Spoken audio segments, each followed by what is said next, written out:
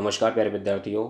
आज हम बात करेंगे पशुपालन प्रबंधन की सेकंड वीडियो की। ठीक है, तो देखो पिछली वीडियो को हम कंप्लीट कर चुके हैं और उससे संबंधित जितने भी महत्वपूर्ण क्वेश्चन आंसर थे उनको भी हम सॉल्व कर चुके हैं। ऐसे ही इस वीडियो के जो भी क्वेश्चन आंसर होंगे उनको हम लास्ट में सॉल्व करेंगे। ठीक है, पहले हम क्या थ्योरी को पढ़ते हैं। तो देखिए इसमें क्या दे रखा है। इसमें दे रखा है कि हर्बीवोर्स के प्रकार। तो सबसे पहले तो हम यही जान लेते हैं कि हर्बीवोर्स क्या होते हैं। तो हर्बीवोर्स बोलते हैं दोस्तों किसको, शाकाहारी जानवरों को किसको बोलते हैं, यानी कि जो शाकाहारी जानवर होते हैं उनको क्या बोलते हैं हम, हर्बीवोर्स बोलते हैं। अब फिर शाकाहारी किसको कहेंगे, यानी कि ऐसे जानवर जो मुख्यतः क्या खाते हैं, चारा और दाना खाते हैं। ऐसे जानवर जो मुख्यतः क्या खाते हैं, चारा और दाना, उनको बोलते हैं हम शाकाहारी। अब देखो ये जो शाकाहारी जानवर होते हैं ये मेनली कितने प्रकार के होते हैं, दो प्रकार के होते हैं। एक तो ग्रेजर, ठीक है, और दूसरे होते हैं ब्राउजर। अब ग्रेजर क्या होते हैं, ऐसे जानवर जो ग्रेजिंग करते हैं, ऐसे जानवर जो ग्रेजिंग करते हैं। ग्रेजिंग का मतलब क्या होता है, यानी कि चारागाह में चरना। ठीक है, जैसे गाय, भैंस, भेड़, घोड़ा और खरगोश। यानी कि ऐसे कह सकते हैं कि वे जानवर जो भोजन को जमीन से उठाकर खाते हैं क्या कहलाते हैं, ग्रेजर कहलाते हैं। ठीक है, अब अगला है ब्राउजर। ब्राउजर क्या होते हैं, यानी कि ऐसे जानवर जो ब्राउजिंग करते हैं। अब ब्राउजिंग का मतलब क्या होता है, यानी कि पौधों से पत्तियों को चुन चुन कर खाना क्या कहलाता है, ब्राउजिंग कहलाता है। तो इसके जो बेस्ट एग्जाम्पल हैं वो हैं बकरी, जिराफ और ऊँट। ठीक है, देखिए आगे बात करते हैं। आगे दे रखा है आमाशय के भाग।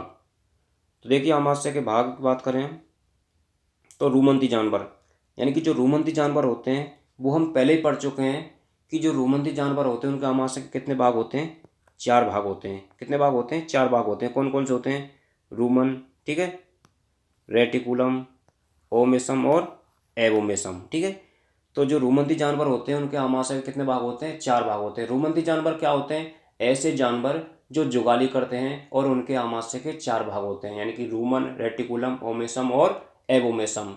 उदाहरण की बात करें तो गाय, भैंस, भेड़, बकरी, जिराफ, हिरण, ठीक है, याक। तो ये सभी किसके उदाहरण हैं, रूमंती जानवरों के। अब देखो बात करते हैं हम किसकी, आवासी रूमंती। तो आवासी रूमंती जानवर होते हैं उनके आमाशय के कितने भाग होते हैं, तीन भाग होते हैं। यानी कि कौन कौन से होते हैं, देखो रूमन होता है, रेटिकुलम होता है और एवोमेसम होता है। यानी कि जो आवासी रूमंती जानवर होते हैं उनमें ओमेसम भाग अनुपस्थित होता है। ठीक है, देखिए अब बात करते हैं हम किसकी, पोल्ट्री की। तो पोल्ट्री में जो आमाशय के कितने भाग होते हैं, दो भाग होते हैं। पोल्ट्री में आमाशय के दो भाग होते हैं। एक तो वेंट्रिकुलस जिसको बोलते हैं हम गिजार्ड, और वेंट्रिकुलस से जो पहले का भाग होता है उसको बोलते हैं हम प्रो वेंट्रिकुलस। ठीक है, तो मुर्गी में या पोल्ट्री में आमाशय के कितने भाग होते हैं, दो भाग होते हैं। एक तो प्रो वेंट्रिकुलस और एक वेंट्रिकुलस। देखिए जो वेंट्रिकुलस होता है इसको बोलते हैं हम गिजार्ड। क्या बोलते हैं, गिजार्ड। यानी कि यह क्या काम करता है, भोजन को पीसने का काम करता है, ग्राइंडिंग का काम करता है, क्योंकि इसमें मजबूत मांसपेशियां पाई जाती हैं। क्या पाई जाती हैं, मजबूत मांसपेशियां पाई जाती हैं। और मांसपेशियों की मजबूती का जो कारण होता है वो क्या होता है, काउलिन प्रोटीन पाई जाती है इसमें। ठीक है, और देखो जो प्रोवेंट्रिकुलस होता है इसमें क्या पाई जाती हैं, ग्रंथियां पाई जाती हैं। इसलिए इसको क्या बोलते हैं हम, ग्लैंडुलर या ट्रू स्टोमक भी कहते हैं। तो इसकी बात हम बाद में करेंगे।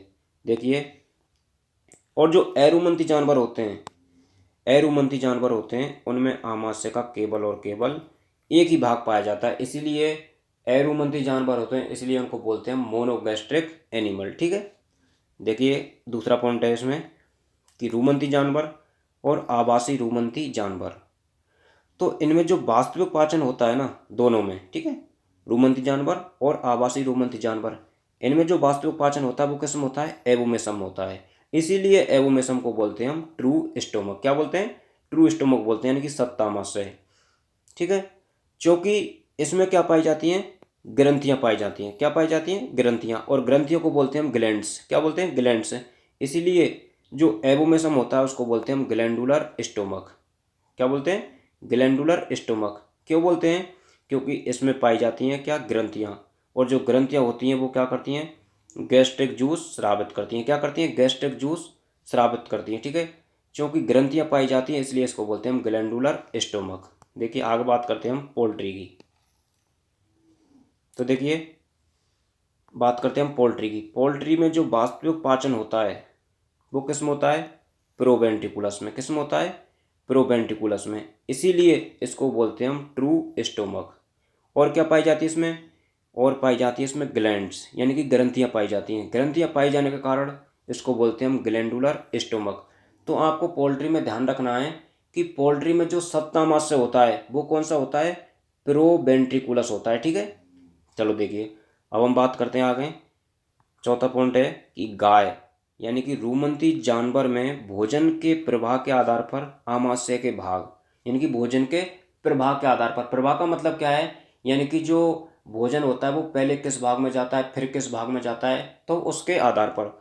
तो देखिए, तो इसमें पहला भाग है क्या? रूमन। पहला भाग कौन सा है? रूमन। और रूमन क्या है? जानवर का प्रथम भाग है आमाशय का। ठीक है, उसके बाद जो भोजन होता है, यानी कि जो सबसे पहले जो भोजन जाता है वो किस में जाता है? रूमन में जाता है। इसलिए ये क्या है? आमाशय का प्रथम भाग है। और उसके बाद जो भोजन जाता है वो किस में जाता है? रेटिकुलम में जाता है। किस में जाता है? रेटिकुलम में। इसलिए ये आमाशय का क्या है? दूसरा भाग है। उसके बाद जो भोजन जाता है वो जाता है ओमेसम में। ठीक है, इसीलिए जो ओमेसम होता है वो आमाशय का तीसरा भाग होता है। और जो सबसे लास्ट का भाग होता है जिसको हम बोलते हैं ट्रू स्टोमक, वो होता है एबोमेसम, यानी कि आमाशय का चौथा भाग होता है। ठीक है, तो आपको ध्यान रखना है कि सबसे पहले भोजन जाता है रूमन में, उसके बाद रेटिकुलम में, उसके बाद ओमेसम में, और उसके बाद एबोमेसम में जाता है। ठीक है, देखिए आगे बात करते हैं हम कि आयतन के हिसाब से गाय के आमाशय के भागों का अवरोही क्रम। अवरोही का मतलब होता है दोस्तों घटता क्रम। अवरोही का मतलब क्या होता है? घटता क्रम। और आरोही का मतलब होता है बढ़ता क्रम। तो आपको ध्यान रखना है, ये छोटी छोटी बात होती है ना, इनसे क्या गड़बड़ हो जाती है एग्जाम में। तो देखिए, तो यानी कि जो रूमन होता है, हम बात कर रहे हैं आयतन के हिसाब से गाय के आमाशय के भागों का अवरोही क्रम। तो जो रूमन होता है ना, ये आमाशय का सबसे बड़ा भाग होता है। अमाशय का सबसे बड़ा भाग होता है। आयतन कितना होता है इसका? 70 से 80% होता है। उसके बाद हम बात करते हैं किसकी? एबोमेसम की।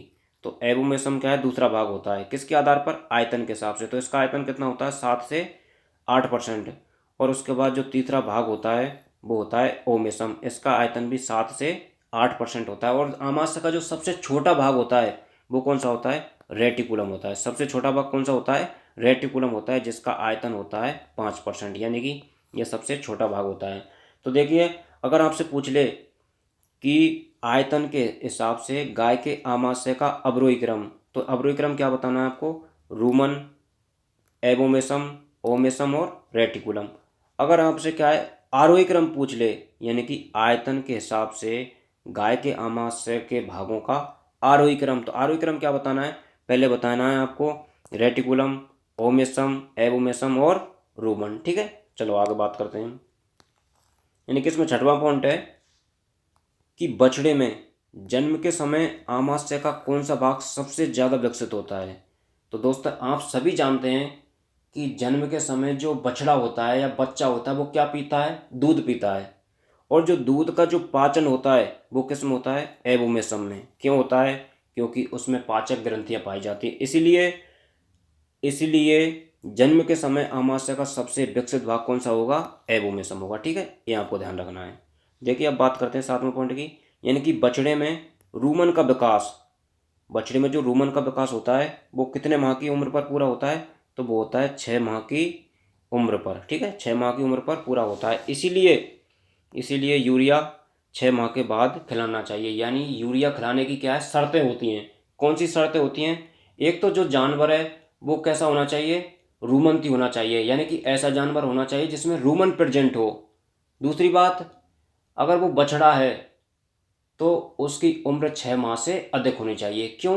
क्योंकि बछड़े में जो रूमन का विकास होता है ना वो 6 माह की उम्र पर पूरा होता है। ठीक है, देखिए आगे बात करते हैं हम, कुछ महत्वपूर्ण बिंदु हैं उनकी। तो देखो, पहला है कि गरीब की गाय और चलता फिरता फ्रिज किसको बोलते हैं? बकरी को बोलते हैं। चलता फिरता फ्रिज क्यों बोलते हैं बकरी को? यानी कि बकरी क्या है? ऐसा पशु जिससे कभी भी हम दूध निकाल सकते हैं किसी भी टाइम पर। ठीक है, इसलिए इसको क्या बोलते हैं हम? चलता फिरता फ्रिज बोलते हैं। दूसरा पॉइंट है कि रेगिस्तान का जहाज किसको बोलते हैं? ये तो हम बहुत पहले से पढ़ते हैं। तो रेगिस्तान का जहाज किसको बोलते हैं? ऊंट को बोलते हैं। ठीक है, अब बर्फ का जहाज किसको बोलते हैं? तो बर्फ का जहाज बोलते हैं याक को। ठीक है, देखिए अगला पॉइंट है कि ऊँट की पालक जाति, यानी कि ऐसी जाति जो ऊँट को पालती है, वो कौन सी है? राइका या रैबारी। अब देखिए पांचवा पॉइंट है कि घायल। घायल किसको बोलते हैं? मिथुन को बोलते हैं, ठीक है, मिथुन को बोलते हैं। और जो पूर्वोत्तर भारत होता है उसमें क्या बोलते हैं इसको? सेरेमोनियल ऑक्स, यानी कि पूर्वोत्तर भारत में धार्मिक आयोजनों पर बलि के लिए पवित्र पशु माना जाता है। कौन? मिथुन। इसीलिए इसको बोलते हैं हम सेरेमोनियल ऑक्स, ठीक है। और क्या बोलते हैं इसको? सेरेमी भी बोलते हैं। देखिए अगला पॉइंट है कि मिथुन की मुख्य नस्लें। मिथुन की मुख्य नस्लें, तो मिथुन की मेनली कितनी नस्लें? दो नस्लें हैं। एक तो नागामी, जो कहाँ की है, नाम से ही पता चल रहा है नागामी कहाँ की है भाई? नागालैंड की। कहाँ की है? नागालैंड की, ठीक है ना, ध्यान रखना है आपको। और एक है अरुणाचली। अरुणाचली कहाँ की है? अरुणाचल प्रदेश की, ठीक है, अरुणाचल प्रदेश की है, ध्यान रखना है। देखिए अब बात करेंगे हम गाय में भोजन का प्रभाव। गाय में भोजन का प्रभाव, यानी कि गाय में जो भोजन का प्रभाव होता है वो कैसे होता है, पहले कहाँ जाता है, ठीक है। तो देखिए बहुत अच्छे से समझना है इसको, एक ही बार में समझ में आ जाएगा। देखो तो ये क्या है? मुंह, ठीक है। मुंह से जो पशु पहली बार भोजन को ग्रहण करता है या पहली बार भोजन को ग्रहण करता है तो उसको बोलते हैं हम, क्या बोलते हैं? बोलस। क्या बोलते हैं? बोलस। और जो पहली बार चबाता है तो उसको बोलते हैं मेस्टिकेशन, यानी कि चबाने को बोलते हैं मेस्टिकेशन। क्या बोलते हैं? मेस्टिकेशन। और जो भोजन को निगलता है उसको बोलते हैं सोलोइंग। क्या बोलते हैं? सोलोइंग बोलते हैं, ठीक है। तो यहाँ आपको ध्यान रखना है, यानी कि जब पशु पहली बार भोजन को ग्रहण करता है, ठीक है, और चबाता है, चबाने को बोलते हैं मेस्टिकेशन। और जो निगलता है उसको बोलते हैं सोलोइंग। क्या बोलते हैं? सोलोइंग बोलते हैं, ठीक है। यहाँ आपको ध्यान रखना है, क्या बोलते हैं? सोलोइंग बोलते हैं। तो देखो पहली बार क्या है, पशु ने क्या है, भोजन को ग्रहण किया, और पहली बार जो चबाया गया भोजन होता है उसको क्या बोलते हैं? बोलस बोलते हैं, ठीक है। पहली बार जो चबाया गया भोजन होता है उसको क्या बोलते हैं? बोलस बोलते हैं। अब जो ये बोलस है, यानी कि सबसे पहले पशु ने क्या है, भोजन को ग्रहण किया और वो चला गया किस में? रूमन के अंदर। कहाँ चला गया? रूमन के अंदर। जो पहली बार चबाया गया भोजन है उसको क्या बोलते हैं? बोलस बोलते हैं, ठीक है। तो ये बोलस किस में जाएगा? रूमन में जाएगा। तो जैसा कि आप जानते हैं कि रूमन में क्या होता है, भोजन का किण्वन होता है। क्या होता है? भोजन का क्या होता है? फर्मेंटेशन होता है। यानी कि जो रूमन होता है आमाशय का सबसे पहला भाग है, सबसे बड़ा भाग है। तो रूमन के अंदर क्या होता है? भोजन का किण्वन होता है, ठीक है। हम पहले ही पढ़ चुके हैं कि फोरगट फर्मेंटर और हाइंडगट फर्मेंटर, इनको पढ़ चुके हैं हम, ठीक है। तो देखिए, तो रूमन के अंदर क्या होता है? भोजन का किण्वन होता है। तो किण्वन हो गया। अब ये जो किण्वित भोजन है ये किस में जाएगा भैया? रेटिकुलम में। किस में जाएगा? रेटिकुलम में। अब रेटिकुलम से क्या होगी? जुगाली की शुरुआत होगी। क्या होगी? रेटिकुलम से जुगाली की शुरुआत होगी, ठीक है। रेटिकुलम से क्या होगी? जुगाली की शुरुआत। तो देखिए अब ये जो किण्वित भोजन है किस में आ गया? रेटिकुलम में। अब ये रेटिकुलम से किस में जाएगा वापस? किस में जाएगा? मुंह में जाएगा। किस में जाएगा? मुंह में। तो रेटिकुलम से जो भोजन है वो मुंह में गया ये, तो उसको बोलेंगे कड़। क्या बोलेंगे? कड़। यानी कि रेटिकुलम से जो किण्वित भोजन है मुंह में जाता है उसको बोलते हैं कड़। और जाने की जो प्रक्रिया होती है, जाने की जो प्रक्रिया होती है उसको बोलते हैं रीगर्जिटेशन। क्या बोलते हैं? रीगर्जिटेशन। यानी कि दोबारा समझो, यानी कि सबसे पहले क्या है, पशु ने भोजन को ग्रहण किया। अब जो प्रथम बार निगला गया भोजन है उसको बोलते हैं हम बोलस। क्या बोलते हैं? बोलस। तो पशु ने भोजन को निगला, निगलने की प्रक्रिया को बोलते हैं सोलोइंग, और चबाने की प्रक्रिया को बोलते हैं मेस्टिकेशन। तो पशु ने सबसे पहले भोजन निगला, भोजन गया किस में? रूमन के अंदर। रूमन में क्या हुआ? भोजन का किण्वन। अब जो किण्वित भोजन है वो किस में जाएगा? रेटिकुलम में। अब रेटिकुलम से क्या होती है? जुगाली की शुरुआत होती है। यानी कि रेटिकुलम से जो किण्वित भोजन है, रेटिकुलम से जो किण्वित भोजन है वो वापस किस में आता है? मुंह में आता है। तो जो भोजन वापस मुंह में आता है उसको बोलते हैं कड़। क्या बोलते हैं? कड़ बोलते हैं। और आने की जो प्रक्रिया होती है उसको बोलते हैं रीगर्जिटेशन। क्या बोलते हैं? रीगर्जिटेशन, ठीक है। अब जो किण्वित भोजन है वो किस में आ गया? मुंह के अंदर आ गया। अब होगा क्या कि पशु इसको दोबारा से चबाएगा, दोबारा से चबाएगा, ठीक है। तभी तो बोलते हैं हम जुगाली, यानी कि पशु क्या करता है? बोकार करता है, जुगाली करता है, तभी तो बोलते हैं। तो पशु इसको क्या है? दोबारा से चबाएगा। तो दोबारा से चबाने को बोलते हैं हम रीमेस्टिकेशन, यानी कि पहले चबाया उसको तो बोलते हैं हम मेस्टिकेशन। जब दोबारा चबाएगा भोजन को उसको बोल देंगे हम, क्या बोलेंगे? रीमेस्टिकेशन। क्या बोलेंगे? रीमेस्टिकेशन। और जब पशु इसको दोबारा से निगलेगा तो उसको बोलेंगे रीसोलोइंग। क्या बोलेंगे? रीसोलोइंग बोलेंगे, ठीक है। यानी कि पशु ने पहली बार चबाया उसको बोल दिया मैस्टिकेशन, पहली बार निगला उसको बोल दिया सोलोइंग। जब पशु ने दोबारा चबाया उसको बोलेंगे रीमेस्टिकेशन, और दोबारा निगला उसको बोलेंगे रीसोलोइंग, ठीक है भैया, चबा लिया। अब मुँह से ये भोजन है, मुँह से जो चबाया हुआ भोजन है ये किस में जाएगा? यानी कि रूमन के किण्वन को बाईपास करते हुए, यानी कि ये रूमन और रेटिकुलम में नहीं जाएगा अब ये, तो रूमन के किण्वन को बाईपास करते हुए किस में जाएगा? ये डायरेक्ट ये जाएगा ओमेसम में। किस में जाएगा? ओमेसम में। अब ओमेसम में क्या होता है? यानी कि ये जो भोजन है इसमें क्या होता है? संग्रहण होता है भोजन का। क्या होता है? संग्रहण होता है। यानी कि जो ओमेसम में भोजन है वो एक साथ एबोमेसम पर क्या है? भोजन का लोड ना पड़े। समझ रहे हो ना? यानी कि भोजन का जो लोड है वो एबोमेसम पर नहीं पड़े, इसलिए ये क्या करता है? ओमेसम इसको क्या है? संग्रहण करके रखता है। और ओमेसम का क्या काम है? यानी कि पानी का अवशोषण करना। और क्या काम करता है ओमेसम? पानी का अवशोषण कराना, ठीक है। उसके बाद जो भोजन है वो किस में चला जाएगा? ओमेसम से किस में जाएगा? एबोमेसम में। किस में जाएगा? एबोमेसम में। क्योंकि हम जानते हैं कि एबोमेसम में क्या पाई जाती हैं? ग्रंथियाँ पाई जाती हैं, पाचक ग्रंथियाँ, ठीक है। तो एबोमेसम में क्या होता है? भोजन का वास्तविक पाचन होता है। अब देखिए, अब एबोमेसम में भोजन का क्या हो गया? पाचन हो गया। तो पाचन होने के बाद ये हो गया भोजन का पाचन। अब एबोमेसम से जो पचित भोजन है, यानी कि जो भोजन पच गया है वो किस में जाता है? छोटी आंत में। जो भोजन जाता है उसको बोलते हैं कायम। क्या बोलते हैं? कायम। यानी कि एबोमेसम से पचित भोजन जो छोटी आंत में जाता है उसको बोलते हैं कायम। अब छोटी आंत से भोजन जाएगा बड़ी आंत में, ठीक है। अब बड़ी आंत से जाएगा गुदा के रास्ते बाहर चला जाएगा। तो दोस्तों ऐसे जानवरों में क्या होता है? भोजन का प्रभाव होता है। एक बार दोबारा से समझेंगे इसको, ठीक है। देखिए देखिए दोबारा समझेंगे। यानी कि सबसे पहले क्या है? पशु ने भोजन को ग्रहण किया। जो भोजन को ग्रहण किया और पहली बार चबाया उसको बोल दिया बोलस, ठीक है। अब जो चबाया भोजन वो कहाँ चला गया? रूमन में। कहाँ चला गया? रूमन में। रूमन में क्या होता है? भोजन का किण्वन होता है, फर्मेंटेशन होता है।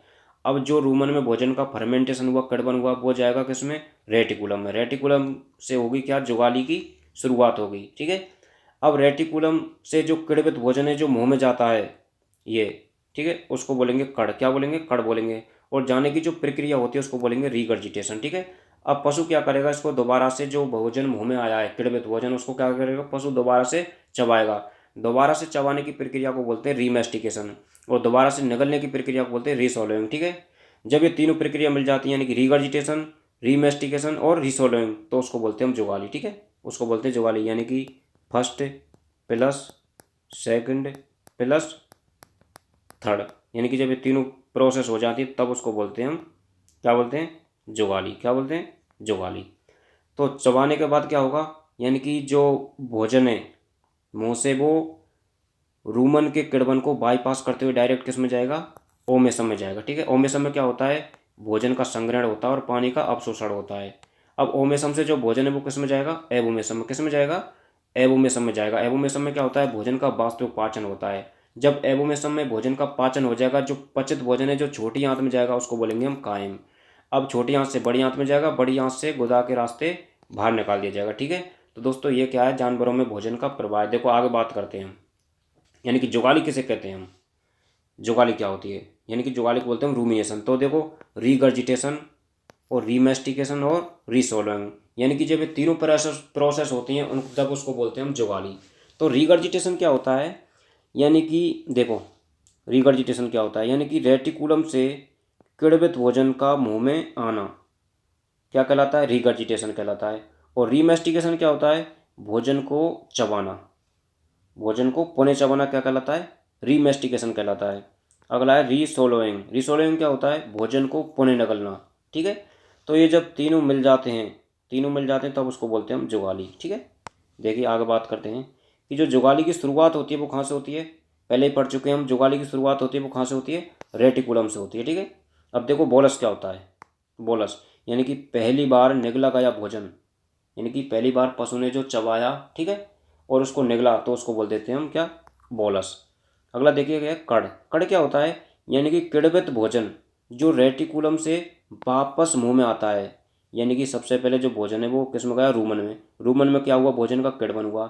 अब जो किण्वित भोजन है वो रेटिकुलम से किस में आएगा, वापस मुंह में आएगा, उसको बोलेंगे हम कड़। ठीक है। देखिए अगला है कायम। कायम क्या होता है, एवोमेसम से पचित भोजन, यानी कि जो भोजन एवोमेसम में पच गया है वो छोटी आंत में जाता है, उसको बोलते हैं कायम। ठीक है। अब देखिए बात करते हैं रूमिनल मोटिलिटी की, यानी कि रूमन की जो गति होती है वो कितनी होती है, 3 साइकिल प्रति 2 मिनट। ठीक है। यानी कि 1.5 साइकिल प्रति 1 मिनट कह सकते हैं। ठीक है। यानी कि 2 मिनट में जो रूमन की गति होगी वो कितनी बार होगी, 3 बार होगी। ठीक है। अब देखिए अब आप बात करते हैं दोस्तों इससे संबंधित क्वेश्चन आंसर की। देखिए तो इसमें पहला क्वेश्चन है कि आमाशय से पाचन के पश्चात छोटी आंत में जाने वाला भोजन कहलाता है।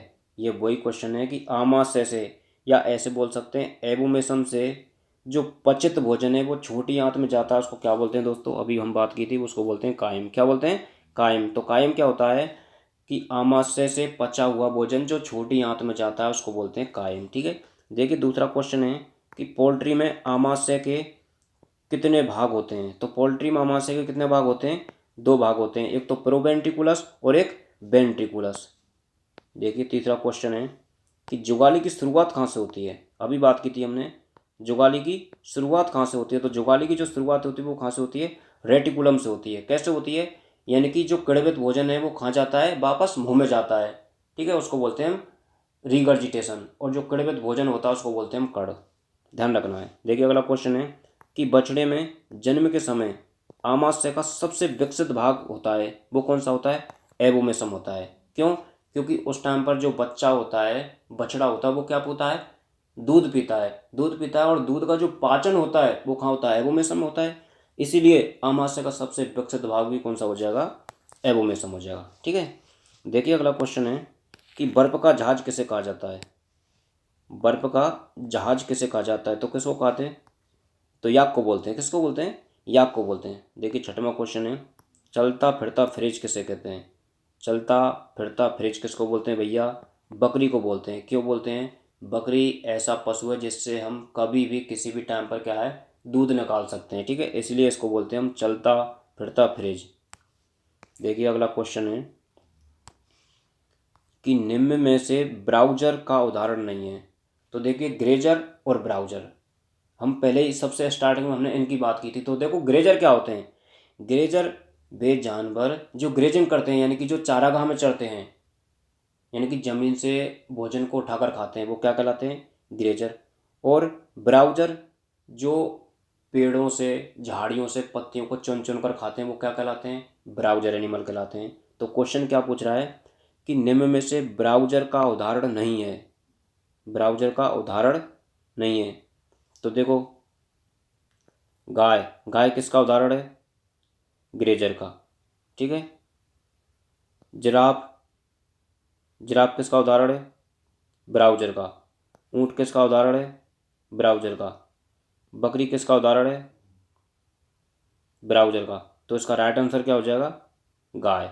यानी कि जो गाय होती है वो ब्राउज़र नहीं है, ये पूछ रहा है कि ब्राउज़र का उदाहरण नहीं है। तो जो गाय है ना, ये ब्राउज़र का उदाहरण नहीं है, ये किसका है, ग्रेजर का उदाहरण है। तो उसका राइट आंसर हो जाएगा बी। ठीक है, ध्यान रखना है।